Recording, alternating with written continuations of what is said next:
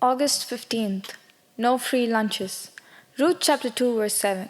And she said, "Please let me glean and gather after the reapers among the sheaves."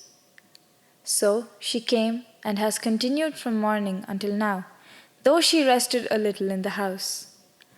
There is a delightful story about a king, many years ago, who called his wise men together and gave them this commission: "I want you to compile for me the wisdom of the ages and put it in a book form so we can leave it to the posterity." The men left the king and worked hard. Some time later, they returned with 12 volumes. The king looked at the imposing volumes and said, "It's too long, and I fear people will not read it. Condense it." Still, later, the wise men returned with only one volume. Again the king said, "Condense it." Then they reduced the volume to a chapter, then to a page, then to a paragraph, and finally to a sentence. When the king saw the sentence, elatedly he announced, "Gentlemen, this is truly the wisdom of the ages."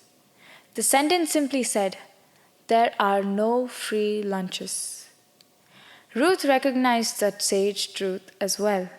She did not wait for someone to come along with a handout. Instead, she worked from morning until now. She was diligent in her labors and made a very favorable impression on the other harvesters. God expects those who bear the name of Christ to honor him through their work.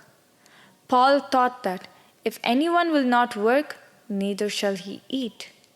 He also reminded that Christians at Thessalonica, "Nor did we eat anyone's bread free of charge, but worked with labor and toil night and day, that we might not be a burden to any of you." A slacker is not only a disgrace to himself, but he brings shame upon the Lord as well. Consider your job a blessing, not a burden, no matter how menial it might seem. See your work as an outlet to honor the Lord. Approach it every day with enthusiasm and dedication. After all, even the ability to work for a living is a gift from God.